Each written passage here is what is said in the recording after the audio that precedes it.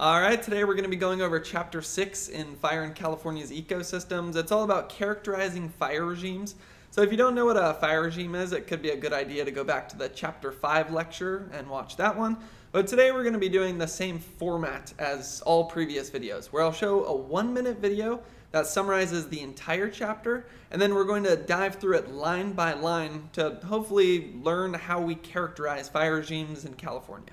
If we want to manage the California ecosystem well, it helps to know the historical pattern of wildfire in an area, and there are 4 main techniques we use to characterize these fire regimes. The first approach is sedimentary charcoal and pollen. After a fire, charcoal will wash away and accumulate in areas like lake beds. A sediment sample is like a timeline which allows you to estimate fire activity in the past. By analyzing the pollen, you can also classify what kinds of vegetation were present. A more precise timeline can be found through dendrochronology, where you count the tree rings and look for fire scars, while also potentially identifying the stand origin date. We can also turn to anecdotal and written information, like reports, journals, and Native American oral histories. For more recent fires, we have all kinds of data, including mapped fire perimeters, aerial photographs, and satellite imagery. So that summary starts out by saying if we want to manage the California ecosystem well, it helps to know the historical pattern of wildfire in an area, and there are 4 main techniques we use to characterize these fire regimes. So throughout the rest of this video, we're going to dive into what those 4 techniques are. Before we get into the techniques, it could be useful to just do a quick refresher on what is a fire regime. And there's 3 main characteristics that we use: temporal, spatial, and magnitude. Temporal, think time, so that's going to be seasonality. What time of the year do fires usually happen in this part of the ecosystem? And then fire return interval is how often do fires happen? Is it every 5 years, every 20 years, every 100 years? And then for spatial, that's going to be fire size. Think of your fire perimeter, but not everything within your perimeter burns the same. So then also in spatial, you have spatial complexity, which is talking about within your fire perimeter, you might have unburned islands, low severity burning, high severity burning. And then finally, you have magnitude, and that's broken up into 3 categories of its own. You have intensity. Think of your flame lengths and how much energy is coming off of the fire. You have severity, which is the impact the fire has on the ecosystem or maybe even humans. Things like soil severity or how much vegetation mortality you have. And then finally, you have fire type. So is it a ground fire, surface fire, crown fire? And then even within crown fire, you can have different kinds of crown fires there. So we use all of these different characteristics to kind of identify and categorize what fire is like in a specific area. And the way that we do that is through 4 different techniques. The first one is sedimentary charcoal and pollen. Second one is dendrochronology. Third one is a kind of assortment of anecdotal and written information. And then 4, we have a lot of current technology that we use. But first, we'll just get into sedimentary charcoal and pollen. The first approach is sedimentary charcoal and pollen. After a fire, the charcoal will wash away and accumulate in areas like lake beds. A sediment sample is like a timeline which allows you to estimate fire activity in the past. By analyzing the pollen, you can also classify what kinds of vegetation were present. The main point of the sedimentary charcoal and pollen approach is you're looking back in time, in some cases 10,000 to even 15,000 years, to try to figure out whether there was a lot of fire activity or little fire activity, and that's going to depend on how much charcoal you see in the layers of sediment. So if that didn't really make sense, we'll just kind of think about how all this works. Let's say it's 5,000 years ago and there's a big fire. That's going to create a lot of charcoal on the landscape. And then the next winter rolls around, you get some rains, it's going to wash all that charcoal and it's going to accumulate somewhere. That could be like an alluvial fan, a bog, a watershed, or we often see at the bottom of lake beds. So you get your charcoal layer at the bottom of the lake bed, and then the next year you get a layer of dirt on top of that, and then another layer of dirt, and then maybe there's more fires and you get another layer of charcoal. And over time, there's going to be almost like a timeline built into that lake bed. So if you take a core sample, and then basically tilt it sideways, it's like a timeline going back, in some cases, 10 to 15,000 years. So your first question is probably, yeah, but how would we know what year it is? And this gets a bit into the chemistry, so I'm not going to pretend I totally understand this. It has to do with radiocarbon dating or being able to use mass spectrometry. believe it has something to do with how elements decay. If they're isotopes, like uranium will turn into lead over time, and then based on the concentrations of uranium versus lead, because of its neutrons turning into protons, you can figure out basically how long it's been since that layer happened. If you can ask a chemist to explain that better, or look up a video on that. But back to wildfire. Basically, you figure out if you have that charcoal layer, okay, this is where there was more fire activity. Now, one limitation is you're not going to be able to know whether that was one big fire or if that was lots of little fires. But over time, you'd be able to see, okay, there wasn't a lot of fire or charcoals for this 2,000 years, and then we started to see a lot more. And what's also cool is you can also tie this into the pollen that you see in these layers to then also be able to tie it into what the climate was doing, what kind of vegetation you had. And this one I understand a little bit more. You'd be able to see the pollen. It's obviously going to be slightly different plants than what we have now, but it's going to be similar to some of the pollen that we have nowadays. And then you can figure out, okay, was this more vegetation that liked warm weather? Did it like a lot of water? Is this more of a type of plant you'd see in a drier climate? And then you could see how those pollen percentages are changing over time. And you'd be able to pull out trends like, oh, we had a lot of plants at this time that liked very warm, dry weather, and then we see all this increase in charcoal. So that tells us, oh, yeah, that makes sense. There was a lot more fire activity, I don't know, 3,000 years ago or something. So it's good for broad trends like that. It's not exactly great for specific years. That's where dendrochronology can be a lot more helpful. A more precise timeline can be found through dendrochronology, where you count the tree rings and look for fire scars, while also potentially identifying the stand origin date.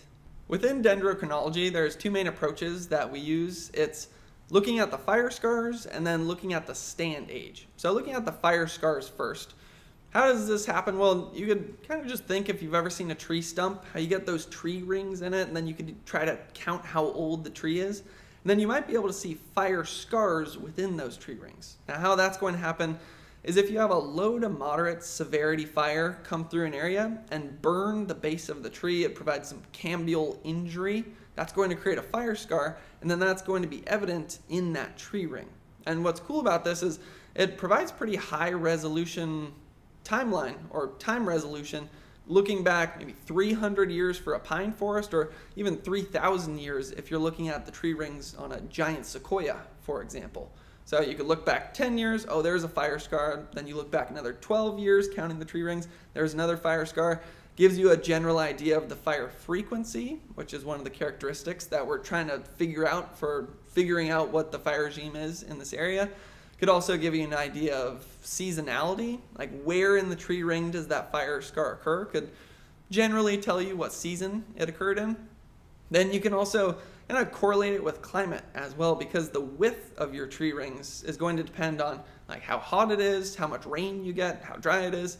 So then you could look, oh, in these tree rings, it looked like it was a very warm, dry climate, and then we saw an increase in the fire scars around that time. So pretty high resolution. One of the big limitations of this is that obviously it can only work where you have trees, not going to be very useful in a grassland.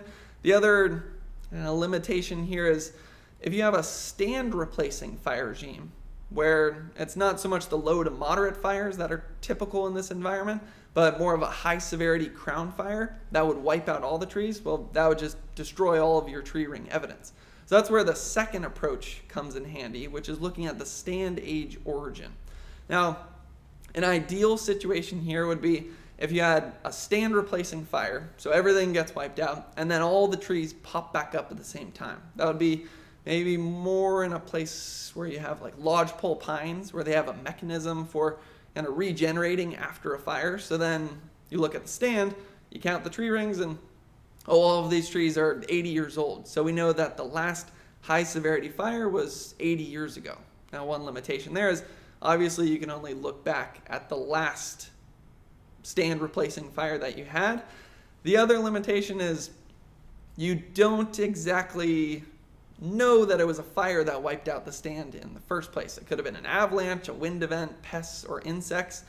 And then I also mentioned the lodgepole pines would all pop back up at the same time, but in a mixed conifer forest, you might require wind to spread those seeds into the area.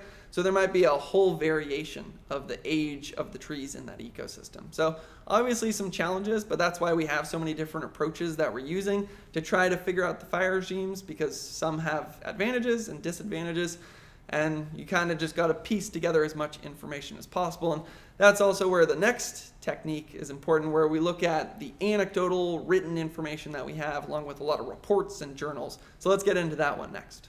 We can also turn to anecdotal and written information like reports, journals, and Native American oral histories.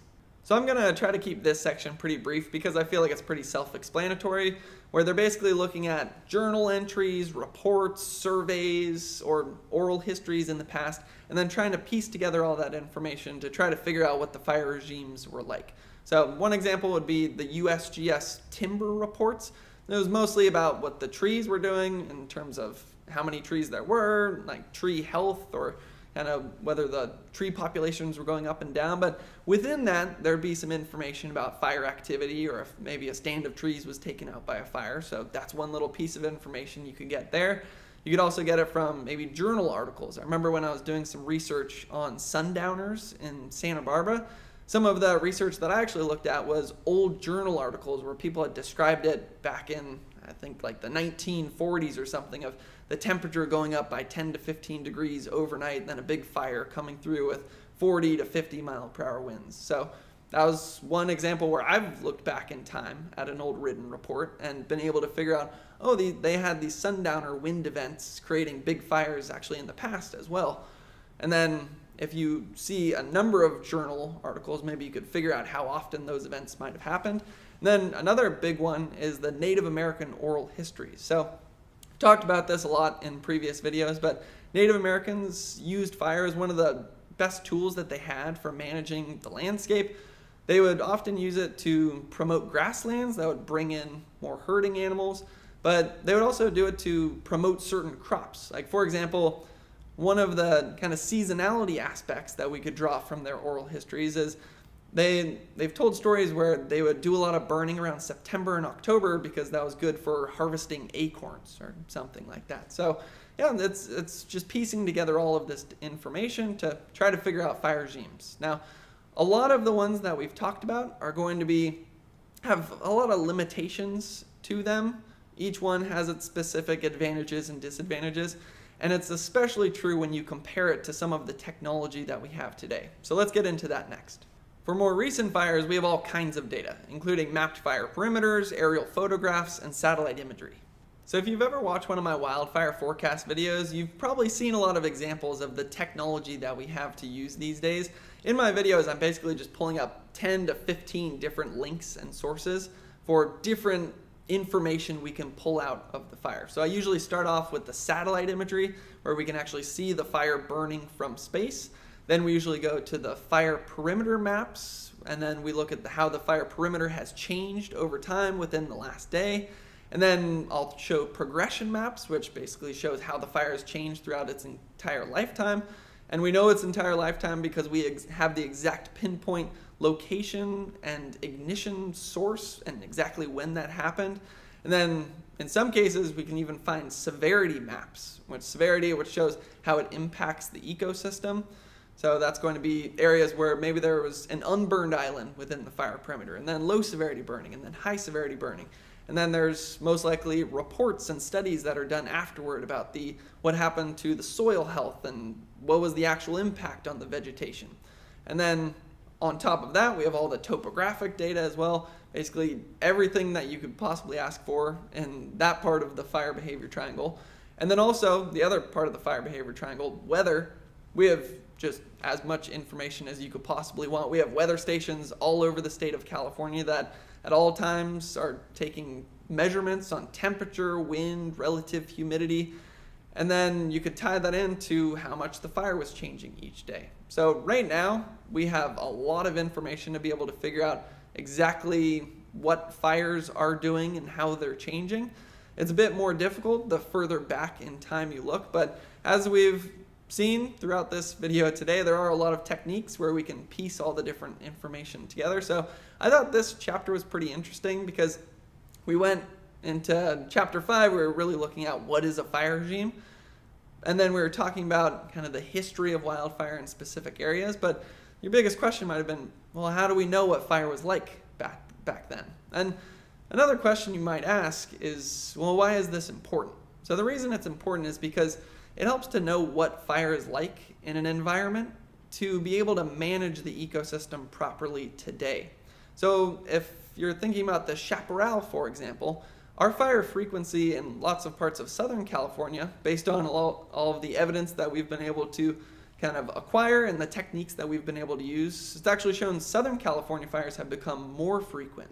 And this can be actually pretty bad for the chaparral ecosystem, which likes a very long fire frequency. So maybe not 50 years without a fire, and then there's stand replacing fires. And we can take that information and kind of incorporate that into our land management to try to protect the chaparral ecosystem. A lot of people don't like shrubs, but it actually happens to be my favorite ecosystem. And then you can also look at Northern California, where we look at the fire regimes throughout time, and throughout time we had a lot more low to moderate severity fire.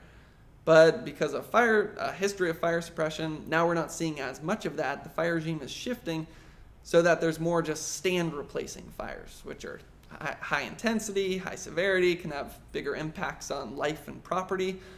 So we can try to manage things back more in that direction, maybe do more prescribed burning, clear out some of the fuels that have been able to accumulate over time. But it's also helpful to know, based on some of the evidence we've acquired, that stand replacing fires are actually a part of the natural ecosystem in some parts of California. There are some ecosystems where there's not a fire for 40 years, and then there's a huge one that just wipes everything out, and then it comes back up like a phoenix. So the more we learn about wildfire, the more nuance we realize that there is, and that's why I'm going to continue to read this textbook, continue to try my best to communicate what I learn to all of you. So stay tuned for next week, where we'll go into chapter 7. I don't even know what it is yet, but I'm interested to find out. And yeah, thanks for watching.